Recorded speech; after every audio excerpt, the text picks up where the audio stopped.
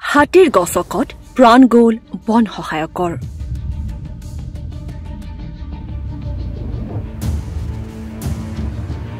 প্ৰায় 40টা বন্য হস্তীয়ে সন্ত্ৰাস চলাই লক্ষীপুৰত।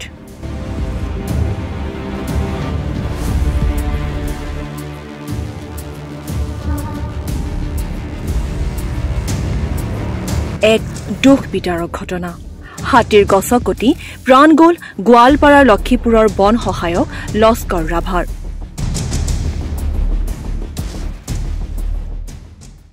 লক্ষীপুৰৰ হিগৰি গাঁৱত প্ৰায় 40টা বন্য হস্তীৰ এক বৃহৎ জাকে চলাইছিল সন্ত্ৰাস, যাৰ ফলত হাতীৰ গছকত প্ৰাণ হেৰুৱাই বন সহায়ক লস্কৰ ৰাভা আৰু পুত্ৰ ৰূপসাগৰ ৰাভাই। আনহাতে নিশা বন্য হস্তীৰ বৃহৎ জাকটোৱে কেইবাটাও পৰিয়ালৰ ঘৰ দুৱাৰ লণ্ডভণ্ড কৰাৰ লগতে ধান চাউল খাই তহিলং কৰে। বন্য হস্তীৰ সন্ত্ৰাসত সম্প্ৰতি বিনিদ্ৰ ৰজনী কটাবলগীয়া হৈছে গাঁওবাসীয়ে।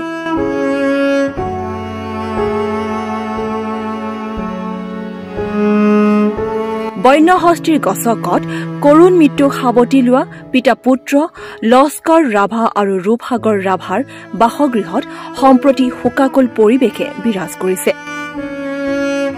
শোকাকুল বাসগৃহত উপস্থিত হয় গাঁওবাসীৰ লগতে লক্ষীপুৰৰ ৰাজচক্ৰ বিষয়া, লক্ষীপুৰ আৰক্ষী থানাৰ ভাৰপ্ৰাপ্ত বিষয়া মনেশ চৰ্বে আৰু লক্ষীপুৰ আঞ্চলিক বন বিষয়া ধৰ্মেন্দ্ৰ কুমাৰ দাস।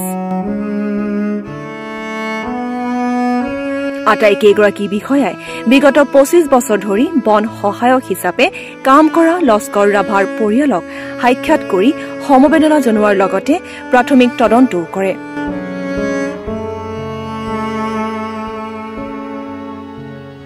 আনফালে পৰিয়ালৰ মূল উপাৰ্জনকাৰী বন সহায়ক লস্কৰ ৰাভাৰ বিয়োগত ভাগি পৰিছে পৰিয়ালটো।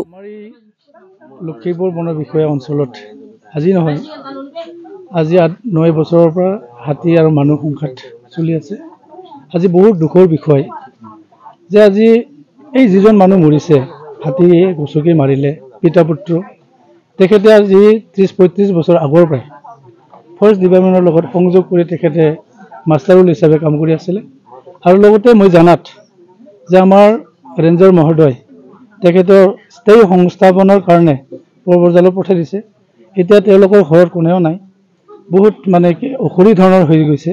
গতিকে এজন ল'ৰা আছে, তেখেতে মানে এজন শিক্ষিত ল'ৰা, তেখেতৰ কাৰণে যিটো চৰকাৰৰ ফালৰ পৰা যে মানে সংস্থাপনৰ কাৰণে ফৰেষ্ট ডিপাৰ্টমেণ্টত চৰকাৰে যদি তেখেতক মানে দয়া কৰে বা এই ঘৰৰ সংসাৰটো যাতে সংস্থাপন কাৰণে দিয়ে, তেতিয়াহ'লে ৰাইজে বা এই অঞ্চলৰ মানুহ বা আমাৰ লক্ষীপুৰ আঞ্চলিকৰ বন বিষয়ে তেওঁলোকে যথেষ্ট সহায় কৰি আছে, তেতিয়া উপকৃত হ'ম বুলি আমি আশা কৰিছোঁ।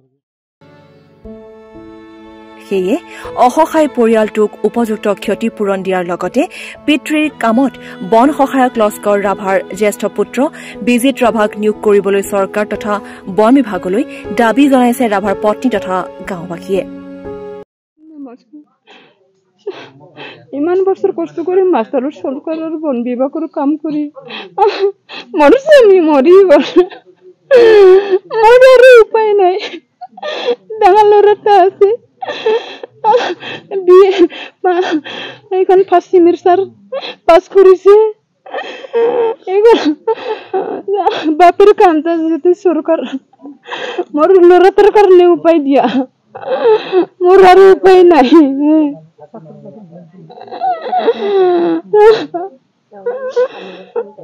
ল'ৰাটোৰ কাৰণে চৰকাৰে দিয়া দিওঁ, মোৰ আৰু উপায় নাই বাচিবৰ কাৰণে।